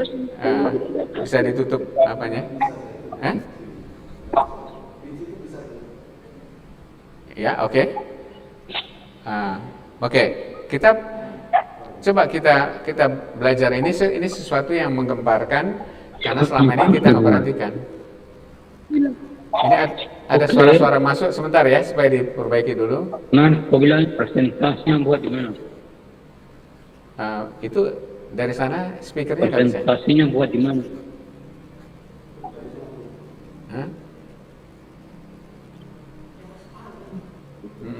Dikasih tahu aja. Bapak-bapak yang di sana, mohon pastikan supaya speakernya itu dimatikan ya, karena itu mengganggu. Sudah? Oke, kita lanjut ya. Matius 7 ayat 21, bukan setiap orang yang berseru kepadaku Tuhan, Tuhan, artinya orang Kristen. Jadi bukan setiap orang Kristen itu akan masuk kerajaan sorga, melainkan dia yang melakukan kehendak Bapakku yang di sorga. Perhatikan ayat 22. Pada hari terakhir, ya ini tentu pada pengadilan, banyak orang akan berseru kepadaku, Tuhan, Tuhan, bukankah kami bernubuat demi namamu, mengusir setan demi namamu, dan mengadakan banyak mujizat demi namamu juga. Ini siapa ini? Pemimpin Kristen, ya. Dan inilah sekarang yang banyak di dalam gereja-gereja kontemporer. Ya kalau di Protestan ini nggak ada lah, ya. Tapi gereja-gereja kontemporer ini banyak nubuat di sana sini, nubuat. Bahkan ada nubuatan mengenai nubuatan Yusuf dulu kan. Kemudian ada kemampuan untuk mengusir setan demi namamu. Ini semacam rupiah lah. Memang orang percaya diberikan kuasa untuk mengusir setan. Tapi pengusiran setan di sini sering sekali sekarang itu ya sedikit-sedikit diusir, ya. Ada ada ruangan gini diusir rohnya dari sini. Ngapain diusir-usir? Kan Tuhan sudah hadir. 2 atau 3 orang berkumpul demi namaku, Tuhan ada hadir. Kalau Tuhan ada hadir kemudian ada roh setan di sini, itu berarti apa? Tuhan nggak hadir lah. Nggak mungkin roh setan hadir kalau roh Tuhan ada di situ, ya. Kemudian apa? Mengadakan banyak mujizat. Saya tuh sudah geleng kepala itu, khususnya gereja-gereja, kalau lihat di YouTube, gereja-gereja di Afrika sana, aduh banyak sekali mujizat palsu ya. Tujuannya cuma satu, banyak jemaat, banyak persembahan, itu aja. Mujizat-mujizat ini jadi 3 hal ini, bernubuat, mengusir setan, dan mujizat ini Saya herannya justru inilah yang diandalkan oleh para pemimpin Kristen zaman ini.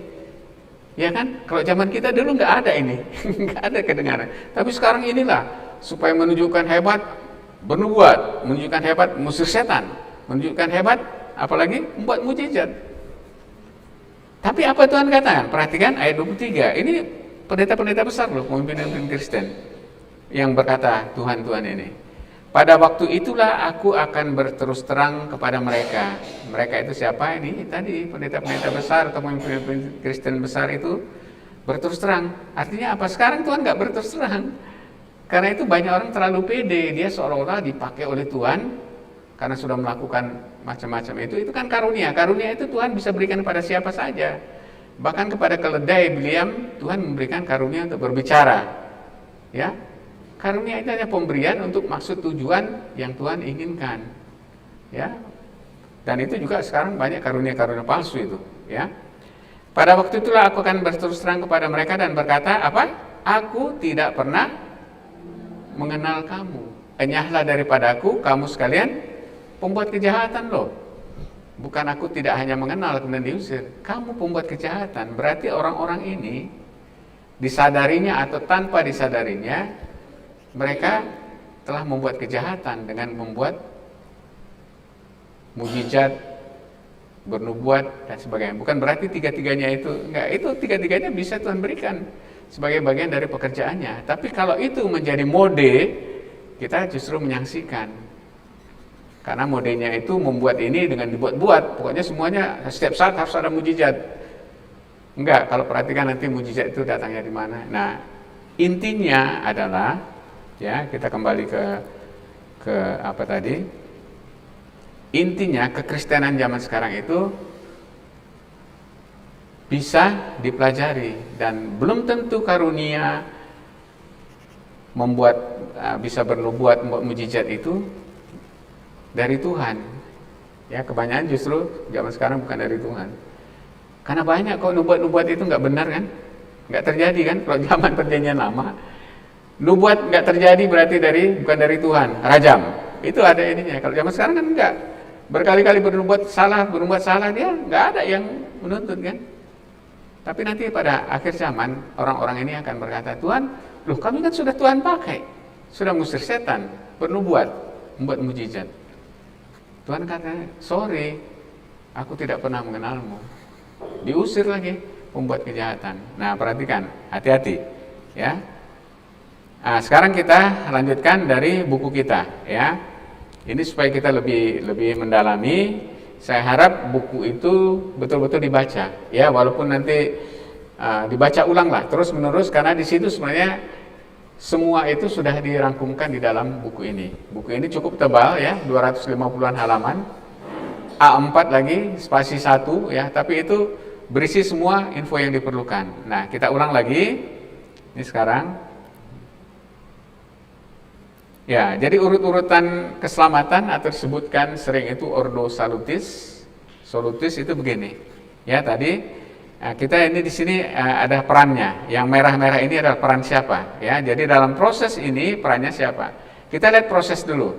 Kita dipilih dan ditetapkan dari semula, lalu sesudah ada penebusan Kristus di sini.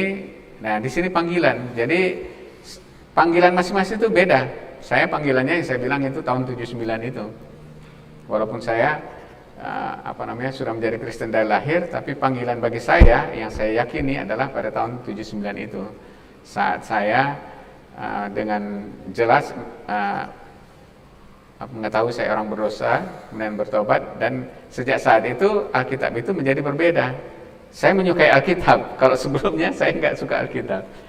Nah, itu panggilan Allah. Nah, dalam Roma 8 ayat 29 itu dari panggilan langsung pembenaran. Tapi ada satu proses di sini, sebelum kita dibenarkan itu kita ada proses namanya perpalingan, atau orang sering mengatakan pertobatan. Ya, pertobatan ini berhubungan sekali dengan kelahiran kembali. Kita hanya bisa bertobat karena Allah sudah merubah hati kita, itulah kelahiran kembali. Nah, saat Allah merubah hati kita, ya, karena kita adalah orang pilihannya, Allah memakai firman Tuhan untuk memanggil kita, dan di dalam hati kita, ya, ini bukan hanya secara teori menurut Alkitab begini, tapi yang saya alami, jadi saya bisa mengatakan bahwa ini benar. Pada saat mendengar firman Tuhan, saat itulah Tuhan merubah hati saya sehingga saya bisa percaya, mengerti, dan bisa percaya. Makanya Tuhan Yesus katakan pada Nikodemus, kalau kamu tidak dilahirkan kembali, kamu nggak bisa melihat kerajaan Allah, ayat 3, dan kemudian masuk kerajaan Allah, itu ayat 5. Melihat itu, eido, itu artinya mengerti. Kamu tidak bisa mengerti.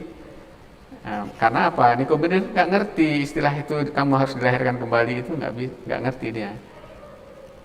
Tuhan mengatakan, ya kamu walaupun seorang teolog besar, ya salah satu kemungkinan adalah salah satu dari anggota Sanhedrin, ya. Tapi kalau kamu nggak dilahirkan kembali, mau bagaimanapun dijelaskan teologianya, kamu nggak akan mengerti. Kamu harus dilahirkan kembali. Nah, sesudah kita dilahirkan kembali, kita kemudian mengerti. Karena Tuhan memberikan iman sehingga kita bisa bertobat, berpaling, baru kemudian itu pembenaran, ya.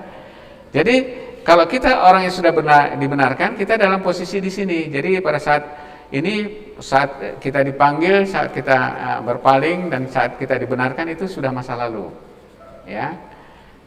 Kita di sini. Jadi sekarang itu pengudusan ini ada dua, ya. Di sini juga kita dikuduskan, dinyatakan kudus, tapi di sini pengudusan sehari-hari, ya. Di mana kemudian sifat-sifat yang lama kita itu kemudian kita tinggalkan, berubah, ya. Itu pengudusan. Baru kemudian nanti masa yang akan datang adalah dimuliakan. Ayat Roma 8 ayat 29 itu, karena apa? Dan mereka yang dipilih itulah mereka dipanggil, dan mereka yang dipanggil itu jugalah yang dibenarkan, dan mereka yang dibenarkan mereka jugalah yang dimuliakan, ya. Tapi ini detailnya yang akan diskusikan begini. Jadi ada beberapa sisipan memang perlu, yaitu perpalingan dan istilahnya pengudusan di sini, ya. Ini semua ada di buku, ya. Ya, lihat aja di buku saya menyampaikan. Nah, ini harus halaman 150. Ini harus dimengerti juga, ya. Jadi kalau kita sekarang orang yang kita sudah percaya, sudah diselamatkan, maka aspek pilihan, penebusan, panggilan, kelahiran kembali, dan perpalingan, pembenaran ini sudah masa lalu, ya. Nanti pun dalam Alkitab pemakaiannya itu dalam bentuk masa lalu, ya. Seperti misalnya Yohanes 5 ayat 29. Barang siapa yang percaya kepada Dia yang mengutus aku, dia tidak lagi mengalami maut. Karena apa? Dia sudah berpaling dari maut kepada hidup, ya. Yohanes 5 ayat 24, ya, itu salah satu hafalan kita. Nah, ini nanti dilihat aja, saya hanya menyampaikan. Oke. Ini mengulangi tadi, ya, mengenai pilihan Allah tadi, ya. Apapun rencana atau tindakan yang masih mengandung unsur keterangan Tuhan pada manusia pasti gagal. Artinya tadi itu, kalau Allah menggantungkan pilihannya kepada manusia pasti gagal, karena manusia pasti gagal, ya. Dan tidak seorang pun yang bisa layak untuk dipilih. Karena itu Allah menggantungkan alasan pemilihan kepada dirinya sendiri dengan segala atributnya, kebijaksanaan, kasih, hikmat, dan kemahatauannya, dan bukan kepada manusia, sehingga semua rencana dan pelaksanaannya dapat diandalkan. Kalau yang buat rencana itu tergantung manusia, pasti gagal lah. Manusia ini pasti gagal karena berdosa. Tapi karena itu semuanya tergantung kepada rencana Dia, maka pemilihan dan seluruh proses keselamatan itu tidak mungkin gagal. Makanya tidak ada yang artinya keselamatan sejati itu orang yang sudah diselamatkan sejati bisa murtad. Orang murtad adalah orang seperti tadi 1 Yohanes 2 ayat 19 yang seolah-olah dulu seperti orang Kristen, tapi dari awalnya dia bukan memiliki keselamatan sejati. Itu adalah lalang di antara gandum. Oke. Nah, ini saya mengulangi, waktu dari pemilihan Allah, pemilihan dilakukan sebelum dunia dijadikan atau dari semula, itu Efesus 1 ayat 36. Istilah dalam Roma 8 29 dan 2 Tesalonika 2 itu dari semula atau dari mulanya. Dan kemudian pemilihan itu sesuai rencana Allah dan sebelum dunia dijadikan, ya. Itu 1 Petrus 1 ayat 2. Pilihan Allah dilakukan sebelum seseorang percaya kepada Kristus. Tadi yang kita sudah diskusikan, Kisah 13 ayat 48, ya, perhatikan. Semua orang yang tentukan Allah untuk hidup yang kekal menjadi percaya. Jadi pilihan itu menyebabkan orang itu kemudian dipanggil dan percaya. Pilihan Allah telah dilakukan sebelum seorang dilahirkan, sebelum dapat melakukan sesuatu atau sejak kandungan ibu. Itu istilah Paulus dalam Roma 9 ayat 11 dan Galatia 1:15. Ya, ini semua nanti catatannya saya berikan, jadi tidak usah dipikirkan ya. Nah, saya hanya mengulang lagi ini dari buku saya supaya kita itu mengerti dasar-dasar dari pilihan Allah. Pertama, dasar pemilihannya itu karena sifat kasihnya, ya. Itu tadi Efesus 1 ayat 4-5. Dalam kasih ia telah menentukan kita dari semula oleh Yesus Kristus untuk menjadi anak-anaknya sesuai dengan kerelaan kehendaknya. Jadi dalam kasih dan kerelaan. Nah, kemudian 2 Timotius 1 ayat 9, dialah yang menyelamatkan kita dan memanggil kita dengan panggilan kudus, bukan berdasarkan perbuatan kita, melainkan berdasarkan maksud dan kasih karunia-Nya sendiri. Ya, jadi sifat kasihnya itu dasar daripada Ia memilih kita. Ia yang telah memilih aku sejak kandungan ibuku dan memanggil aku oleh kasih karunia-Nya. Jadi kasih, sifat kasihnya itulah menyebabkan dia melakukan pemilihan ini, ya. Terus yang kedua, pilihan Allah juga didasarkan pada hikmat dan kebijaksanaannya, ya. Nah, ini kalau mengerti cara Paulus menulis kitab Roma, dia buat argumentasi mulai dari pasal 1 sampai kepada pasal sampai kepada pasal 11. Lalu pasal 11 ayat 32 sampai 33 inilah puncaknya. Puncak dari kesimpulan dia, ya. Sebab Allah telah mengurung semua orang dalam ketidaktaatannya supaya dapat menunjukkan kemurahannya atas mereka semua. Jadi tujuan daripada penyelamatan Allah itu supaya manusia itu bisa melihat sifat kasih Allah. Oh, alangkah dalamnya kekayaan hikmat dan pengetahuan Allah. Jadi hikmat dan pengetahuan itulah dasar semua rencana dan tindakan Allah, ya. Nah, pilihan Allah juga didasarkan kepada kemahatauan. Ini seperti tadi, yaitu orang-orang yang dipilih sesuai dengan rencana Allah, ya. Allah mengetahui semuanya, dia merencanakan. Lalu Roma 11 ayat 33, oh alangkah dalam kekayaan hikmat dan pengetahuan Allah, ya. Nah, kemudian ini yang sudah kita ulangi terus itu, sebab semua orang yang dipilihnya dari semula, itu semua dipilihnya dari semula itu karena pengetahuannya. Tadi dipilihnya itu dari proginosko yang sudah dikenal atau diketahui sebelumnya.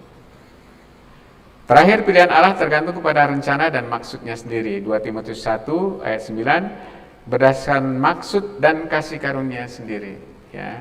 Dia punya maksud untuk menyelamatkan ini, dan itu diungkapkan pada kita supaya apa? Karena kita ini menjadikan suatu umat di bawah pemerintahan daripada Kristus. Tujuan keselamatan itu bukan di dunia ini. Orang banyak mengatakan, ya, yang penting aku selamat sudah masuk surga. Tujuan kita diselamatkan bukan sampai masuk surga, tetapi nanti kalau melihat tulisan-tulisan Paulus lebih dalam lagi, bahwa kita itu direncanakan untuk menjadi suatu umat di bawah Kristus, yang kemudian nanti di kekekalan kita akan memerintah alam semesta. Perhatikan, kita akan memerintah alam semesta bersama dengan Kristus. Kristus sebagai raja kita dan kita sebagai wakilnya untuk memerintah. Nanti misalnya dalam Wahyu 22 ayat 5, dan kita akan memandang wajahnya dan kita akan memerintah sebagai raja selama-lamanya. Ya, tentu saja ada orang yang mungkin orang yang berkorban banyak, ya, pendeta yang rajin menginjili kemudian bahkan dia martir, ya. Itu pasti menduduki tempat yang tinggi, mungkin di sana jadi gubernur dia. Kalau awak ini jadi RT aja sudah cukup lah kan, misalnya kan. Tapi banyak orang nggak tahu. Nanti kalau kita lihat, ya, kenapa Paulus begitu antusias terus sampai akhir hidupnya? Karena dia tahu dia mengejar panggilan ilahi. Tuhan Yesus sering sekali membuat itu tersirat di dalam perumpamaan-perumpamaannya pada akhir zaman. Tuhan memberikan talenta. Tuhan mempercayakan 10 kota, 5 kota, 2 kota. Nanti itu kan berarti apa? Wali kota dia. Wali kota dari 10, wali kota lainnya. Paulus juga mengatakan kemuliaan dari matahari beda dengan bulan dan sebagainya. Itu semua berbicara masalah pemerintahan di kekekalan nanti. Nanti baca Wahyu 22, 21 dan 22. Ya. Jadi perhatikan, maksud Allah ini tidak hanya sampai kepada dunia ini berakhir, tapi sampai kekekalan. Nah, ini jadi semua pemilihan ini tujuan akhirnya adalah itu. Nah, dasar-dasar dari pilihan Allah, saya selalu ulangi supaya kita mengerti benar, dasar atau pertimbangan pemilihan Allah sama sekali tidak tergantung pada manusianya. Perhatikan ya, tetapi semata tergantung pada dirinya sendiri. Ya, keluar dari sifat kasihnya. Tadi kenapa pemilihan Allah tidak tergantung sama sekali pada manusianya? Apa tadi? Karena tidak satu pun akan terpilih kalau tergantung manusianya, ya. Tetapi semata tergantung pada dirinya sendiri, keluar dari sifat kasihnya dan dipertimbangkannya dengan kebijaksanaan, hikmat dengan kemahatauannya, dan diputuskan dengan kedaulatannya yang bebas penuh. Perhatikan ya, ini dasar-dasar pilihan Allah. Nah, ini tadi kita udah duluan ya, mengapa Allah tidak mendasarkan pilihannya kepada manusia sedikit pun? Sekali lagi, karena kalau Allah mendasarkan pilihannya kepada manusia, tidak seorang pun dapat terpilih. Dah sederhana itu, tapi itu penting ya. Nah, ini karena apa? Alkitab mengatakan ya, ini Rasul Paulus dalam Roma itu mengutip Mazmur juga ya, bahwa tidak, jadi bagaimana, adakah kita mempunyai kelebihan daripada orang lain? Sama sekali tidak. Kita itu adalah orang-orang Yahudi maksudnya. Sebab di atas telah kita tuduh baik orang Yahudi maupun orang Yunani bahwa mereka semua di bawah kuasa dosa. Seperti ada tertulis, tidak ada yang benar seorang pun tidak. Tidak ada seorang pun yang berakal budi, tidak ada seorang pun yang mencari Allah. Jadi kalau Allah mendasarkan pemilihannya, ya sampai sekarang pun Alkitab mengatakan tidak ada seorang mencari Allah. Karena semua orang telah berbuat dosa dan telah kehilangan kemuliaan Allah ya. Ini sudah kita apa? Oke. Nah, ini penting ini ya. Kita harus bisa, ini ada di blog saya ya. Itu saya buat sebenarnya di program itu, mudah-mudahan ada yang sudah membacanya ya. Kita harus mengerti bedanya antara keadilan Allah dengan anugerah Allah ya. Supaya nanti kita tidak mengatakan Allah tidak adil seperti tadi ya. Nah, keadilan itu apa? Keadilan itu berlaku kepada semua orang secara sama, betul? Ya. Jadi kalau yang ini dipilih, harusnya ini dipilih. Tapi pilihan itu ternyata bukan masuk ke ranah keadilan. Ya. Nanti kita akan ini. Nah, ini berdasarkan keadilan, di sini semua saya kutip-kutip, bahwa setiap orang itu harus dibalaskan menurut perbuatannya. Dan kita tahu dari perjanjian baru kemudian bahwa kita ini semua sudah berdosa, maka semuanya menurut keadilan Allah apa? Kita harus diganjar dengan maut, betul? Jadi kalau kita mengharapkan keadilan Allah, maka kita semuanya mendapatkan keadilan Allah, berarti semua kita binasa, ya. Perhatikan itu. Nah ini menarik. Nanti di dalam Wahyu 20 itu mengenai pengadilan Allah atau pengadilan Kristus itu setiap orang itu dihakimi menurut perbuatannya. Jadi ada 2 kitab di situ. Nanti baca ya, itu Wahyu 20. Ada 2 kitab. Pertama kitab perbuatan, satu lagi kitab kehidupan. Dan berdasarkan kitab perbuatan ini tidak ada seorang pun yang benar.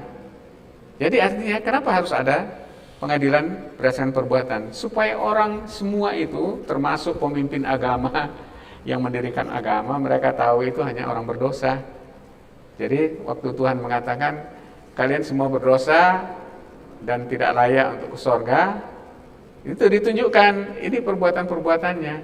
Jangan anggap itu orang mengatakan orang suci itu, enggak ada manusia yang suci, semua akan masuk neraka kalau berdasarkan masing-masing perbuatannya. Tapi di situ ada satu lagi, buku kehidupan.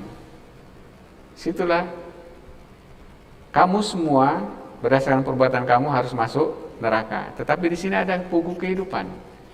Dan yang masuk dalam buku kehidupan ini adalah orang-orang pilihanku. Atau dengan perkataan lain, orang-orang yang percaya kepadaku. Dalam perjanjian lama, percaya kepada Allah yang hidup ya, yang memperkenalkan diri dengan nama Jehovah. Atau sebelumnya sebagai El saja, Elohim, El Shaddai dan sebagainya. Dalam perjanjian baru ada orang-orang yang aku pilih, yang kemudian yang disebut orang yang percaya kepada Kristus. Hanya mereka sini saja ini yang mendapatkan kasih karunia. mereka itu yang akan ke sorga. Nanti baca benar, itu Wahyu 20 itu penting sekali. Nah, ini perhatikan ya, anugerah itu selalu menjadi hak prerogatif pemberinya. Perhatikan itu ya, saya punya uang nih. Kalau Bapak dan Ibu semua pekerja yang bekerja sama-sama dengan saya, satu hari upah pekerja 100.000, maka kalau keadilan mengatakan saya memberikan pada Pak Ronald 100.000, pada yang lain harus 100.000 juga ya. Tapi kalau kemudian anugerah itu beda, harusnya saya kasih 100.000, tapi saya mau kasih Pak Ronald misalnya 500.000, itu hak saya kan? Kok kalian nuntut gitu loh? Kan sudah ini kan Tuhan sudah buat ini ceritanya dalam Matius 20 mengenai perumpamaan pekerja kebun anggur. Ingat itu ceritanya? Nah, prinsipnya perumpamaan ini Tuhan Yesus mengajarkan ada dua itu. Pertama yang kiri ini gembira, lihat dia orang mendapat anugerah, yang di sini mendapatkan keadilan. Ingat ceritanya? Nah, saya ingatkan lah. Mungkin banyak yang lupa nih. Harusnya guru sekolah minggu nggak lupa ini. Jadi Tuhan Yesus memberikan perumpamaan begini. Ada seorang pemilik ladang anggur. Pagi-pagi dia jalan, dilihatnya ada orang nganggur. Kita taruhlah jam 6 ya, 6 pagi. Terus dia bilang, kalian kerjalah. Itu satu kelompok orang ya. Kalian kerjalah di kebun saya. Saya upah 1 dinar seorang sehari. Deal, ya. Mereka kerja. Terus nanti 3 jam kemudian jam 9 gitu, dia keluar lagi, dilihatnya lagi, oh kalian nganggur ya, mau kerjalah tempat apa saya nanti upah yang selayaknya saya kasih. Dia nggak sebutkan, perhatian kedua itu nggak sebutkan jumlahnya, nggak ada. Yang ketiga jam 12 keluar lagi, ditemukan lagi, pergilah kalian ke sana di kebun anggur. Bahkan itu nggak disebutkan akan diberikan upah, tapi mereka pergi juga. Nanti jam 3 dan 5 begitu juga. Nah, pada akhir hari kita bilang lah jam 6 ya, bagi-bagilah ininya. Mulai dari jam 5 dia baru 1 jam tapi tuannya kasih 1 dinar. Ya. Kan nggak ada ini, apa namanya? Itu kan tindakan anugerah dia saja, karena upah sehari itu kan 1 dinar. Ini baru kerja 1 jam dikasihnya 1 dinar. Itu kan hak dia kan? Nah, kemudian yang jam 3 yang ini begitu juga 1 dinar, ya. Sampailah kepada yang awal-awal datang tadi jam 6. Dikasih 1 dinar, mereka komplain, loh kok kami sama dengan mereka? Mereka kan 1 dinar, kok kami 1 dinar juga? Mereka berharap, oh mereka aja 1 dinar, apalagi kami. Tapi Tuhan katakan kan kita sudah dealnya 1 dinar. Kenapa kalian komplain? Kita sudah deal 1 dinar, saya kasih 1 dinar. Saya bukan tidak adil, saya sudah adil karena saya sudah memberikan keadilan sama kamu sesuai dengan kesepakatan. Kalau saya berbuat baik kepada orang ini dengan bermacam-macam ini gradasinya, itu hak saya, ya toh? Jadi anugerah itu selalu menjadi hak prerogatif Allah. Pilihan Allah untuk menyelamatkan adalah hak prerogatif Allah. Tapi orang nanti komplain, itu kita bahas lagi nanti. Jadi kalau gitu orang ke neraka karena dia tidak dipilih Allah. Oh tidak, orang ke neraka karena dosanya.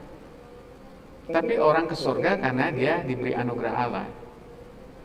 Nanti kita buat ilustrasi-ilustrasinya lagi minggu depan ya.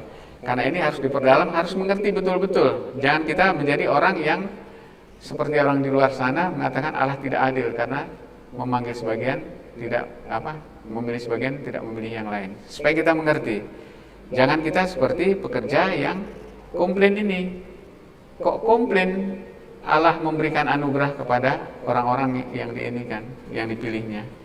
Ya, ini sebenarnya Tuhan sudah berikan pelajaran yang baik mengenai hal ini. Ya, nah ini dikatakan, tetapi Tuhan itu menjawab seorang dari mereka, saudara, aku tidak berlaku tidak adil terhadap engkau. Ini kelompok yang pertama ya, mengatakan mereka itu kok dikasih 1 dinar semua, mestinya kami lebih, karena kami kan kerjanya lebih. Loh, kan kita sudah deal 1 dinar tadi. Aku bukan tidak adil, aku sudah adil. Kan kita sudah sepakat. Ya. Jadi kesepakatan itu apa? Itulah Tuhan akan berikan hukum Tuhan. Lakukan ini. Kalau kamu tidak melakukan ini berarti maut ancamannya. Itulah hukum Taurat. Makanya hukum Taurat itu tidak diberikan dengan nyanyian surgawi yang indah, malaikat yang turun, tidak, dengan ketakutan luar biasa. Api dan asap padat yang menggentarkan gunung Sinai sehingga orang semua pada gentar. Nanti itu ada artinya. Artinya adalah bahwa ini hukum yang kalian harus taati. Kalau kalian melanggar sedikit pun maka kematian adalah hukumannya. Nanti Rasul Paulus dalam Roma pasal 7 itu menjelaskan kenapa hukum Taurat ini diberi, supaya manusia tidak mengandalkan dirinya sendiri. Jadi hukum Taurat itu supaya termin, kamu ini udah berdosa. Jadi manusia supaya putus asa. Tujuannya apa? Supaya mereka mencari keselamatan dari anugerah Tuhan. Baru kemudian waktu Injil diberitakan mereka percaya. Itu sebenarnya maksud Tuhan kepada orang Israel, tapi orang Yahudi makin keras ya. Injil datang malah dia tidak percaya. Ya. Nah, ambillah bagianmu dan pergilah. Jadi yang pertama tadi, kelompok pertama mendapatkan keadilan Allah. Aku mau memberikan kepada orang yang masuk terakhir ini seperti kepada kamu. Itu artinya Allah memberi anugerah, ya. Allah memberi anugerah kepada kelompok yang lain. Tidakkah aku bebas mempergunakan milikku menurut kehendak hatiku, atau iri hatikah karena aku murah hati? Perhatikan ya, dua kelompok ini. Kita harus tahu bahwa perumpamaan ini Tuhan Yesus sedang mengajarkan dua kelompok. Satu adalah kelompok yang mendapatkan keadilannya, satu anugerahnya. Tuhan mau mengatakan bahwa keadilannya itu hak prerogatif daripada Allah. Oke. Nah, ini ada satu ilustrasi lagi. Jam berapa sekarang, Pak? Oke. Masih ada sedikit ya. Ini supaya jadi kita dibombardir dengan ilustrasi supaya kita bisa mengerti masalah keadilan dan anugerah ini. Ya, ini enggak usah dibaca ini. Saya hanya mengutip, nanti ada halaman 159. Saya mau ceritakan ini. Ya, ilustrasinya itu ini sekolah Alkitab ini. Karena apa? Karena dosennya penuh kasih karunia. Jadi di dalam satu kelas teologi, ini saya buat sendiri, tapi untuk mengilustrasikannya, diberikan tugas. Tugas ini tugas yang menentukan apakah mereka lulus atau tidak, ya. Kalau tidak menyerahkan itu berarti mereka tidak lulus, ya. Jadi dari 15 orang itu ternyata hanya yang menyerahkan 10 orang, ya. Terus yang 5 orang itu dipanggil, kenapa mereka enggak ini? Nah, karena sifat dosen teologi itu umumnya penuh kasih karunia, berikan kesempatan satu kali lagi ya. Ini kesempatan terakhir saya kasih, besok kalian kasih ininya. Nah, besoknya dari yang 5 orang ini cuma 4 yang menyerahkan tugasnya. Oke, diterima oleh dosen itu, yang satu lagi enggak. Nah, kemudian besoknya tergopoh-gopoh yang satu ini datang. Pak, saya hanya bisa menyerahkan tugas saya sekarang, karena kemarin waktu saya mau pergi ke seminari tiba-tiba di sini ada orang dia harus ke rumah sakit di sini pokoknya ada mungkin orang tuanya yang sakit, saya harus ke sana, jadi saya nggak bisa, tapi ini saya berikan ini. Terus dosennya kemudian mengerti, oke, saya terima. Waktu dosen menerima ini, yang 4 tadi dia komplain, Pak, katanya ini kesempatan terakhir, kenapa Bapak masih menerima apa ini? Nggak adil dong gitu, Pak. Oke, kalian menerima mau minta keadilan. Oke, kalau gitu kita kembali kepada aturan. Aturannya adalah apa?